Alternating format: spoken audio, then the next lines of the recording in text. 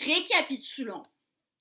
Luc Ferry affirme que l'éthique ne peut pas être scientifique parce qu'elle n'est ni empirique ni objective et parce qu'elle est par définition normative, alors que la science est par définition descriptive. Il montre que l'éthique évolutionniste se prétend scientifique alors qu'elle ne l'est pas.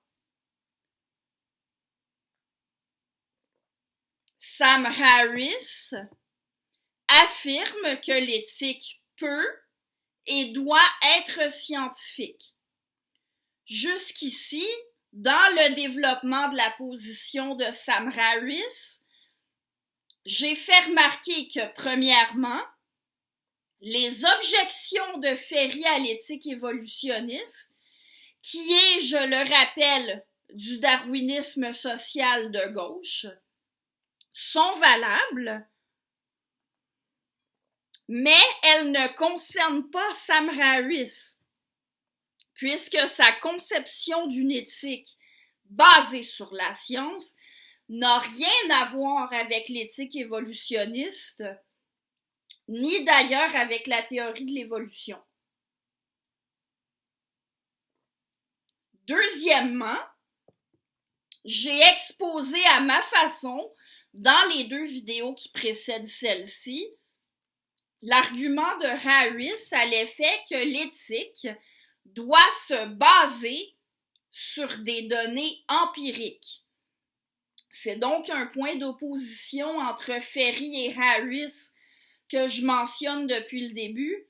Ferry dit que l'éthique ne peut pas être empirique, alors que Harris dit qu'elle peut et doit l'être.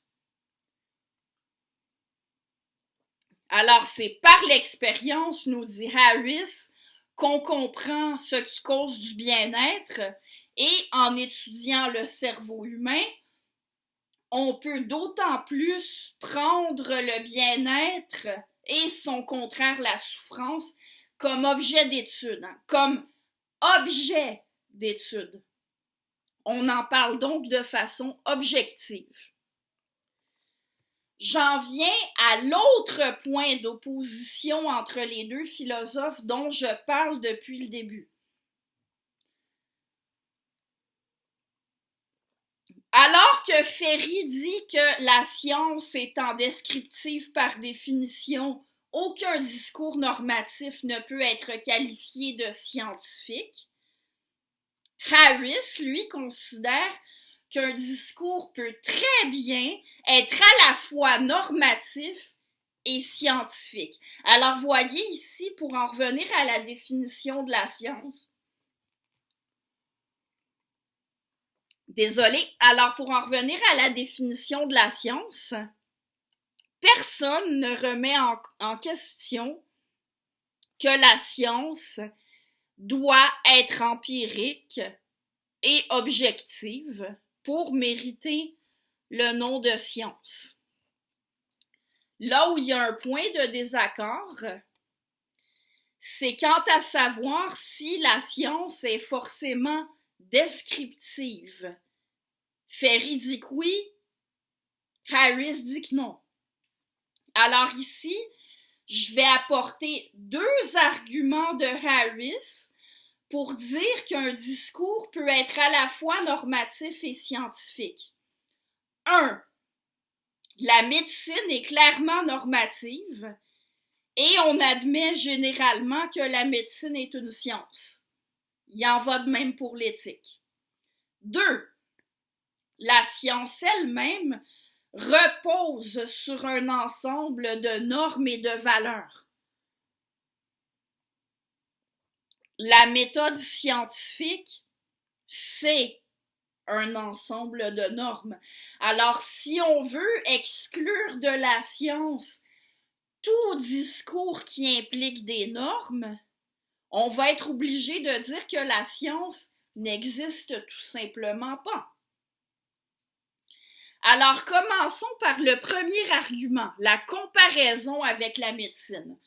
Je vous rappelle que Harris conçoit l'éthique de telle manière qu'on pourrait la comparer avec la médecine, c'est-à-dire que en médecine, il y a une valeur de base qui est la santé, et non seulement il y a des faits objectifs à connaître sur la santé elle-même, qui sont à étudier de manière empirique, mais de plus, c'est avec la méthode empirique qu'on arrive à savoir de mieux en mieux comment on doit agir pour être en bonne santé.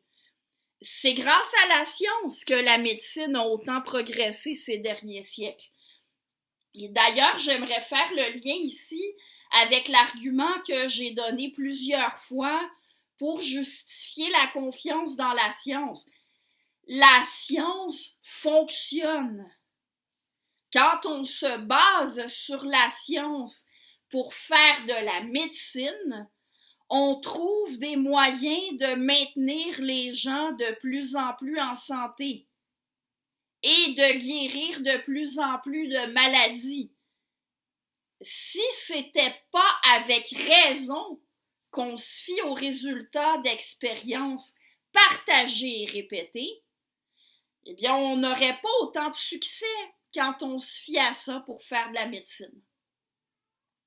Mais revenons donc à la comparaison entre la médecine et l'éthique. En médecine, on a pour finalité, ou pour but, si vous préférez, la santé.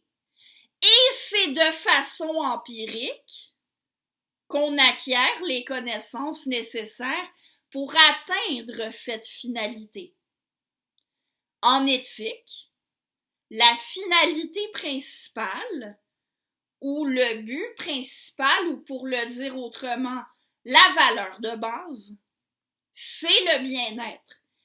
Et c'est de façon empirique qu'on acquiert les connaissances nécessaires pour atteindre le bien-être. Si on reconnaît que la médecine est de la science, et c'est une chose que beaucoup de gens reconnaissent, il n'y a pas de raison de dire que l'éthique ne peut pas en être. La médecine est aussi normative que l'éthique. Elle implique une valeur de base tout comme l'éthique, et elle nous dit ce qu'on doit faire tout comme l'éthique. J'insiste, l'une et l'autre impliquent une valeur de base. La différence, c'est que pour la médecine, c'est la santé, alors que pour l'éthique, c'est le bien-être. Le bien-être est une notion plus générale que la santé. Il inclut celle-ci sans s'y limiter.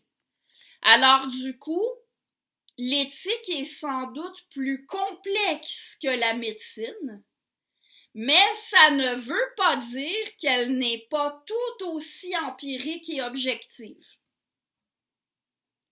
L'une et l'autre sert à nous dire quoi faire aussi. Si on fait de la médecine, c'est pas juste pour décrire les effets de telle ou telle chose sur le corps humain. C'est surtout pour savoir quoi faire avec le corps humain. Comme je l'ai déjà mentionné, si vous vous rangez du côté de Ferry pour dire que par définition un discours normatif n'est pas scientifique, vous êtes logiquement obligé de dire que la médecine n'est pas une science. J'en viens au deuxième argument de Harris que je veux résumer ici. La méthode scientifique elle-même repose sur des valeurs et elle est elle-même normative. La méthode scientifique, ce sont des normes que les scientifiques doivent respecter dans le cadre de leur travail. Les scientifiques doivent utiliser l'approche empirique. Ils doivent adapter leurs hypothèses aux résultats des expériences. Ils doivent tenir compte de toutes les données empiriques. Ils ne doivent pas sélectionner seulement les résultats qui confirment leurs hypothèses de départ. Alors, vous voyez, je pourrais continuer, mais le point, c'est que on parle vraiment de ce que les scientifiques doivent faire, de ce qu'ils ne doivent pas faire. On cherche à orienter l'action, c'est normatif. On ne peut pas faire de science sans méthode scientifique, ça tombe sous le sens. Et puisque n'importe quel discours scientifique implique cet ensemble de normes qu'on appelle la méthode scientifique, eh bien, ça n'aurait aucun sens d'exclure de la catégorie des sciences tous les discours qui ont une composante normative. Il y a bel et bien des valeurs à la base de la science. Je cite à nouveau un extrait de The Moral Landscape de Sam Harris. L'idée même de connaissance objective, c'est-à-dire une connaissance acquise par l'observation et le raisonnement honnête, se bâtit sur certaines valeurs, puisque tous les efforts que l'on fait pour discuter des faits dépendent de principes que nous devons d'abord valoriser, tels que la cohérence logique, la confiance dans les preuves et indices, la parcimonie, etc. Fin de la citation. Alors donc, non seulement pour être cohérent, si on admet que la médecine est une science, on est obligé d'admettre qu'un discours normatif peut être de la science, mais en fait, si on voulait exclure de la catégorie des sciences tous les discours qui impliquent des valeurs et des normes, on devrait dire que la science n'existe tout simplement pas, que la définition même de la science entre en contradiction avec la science.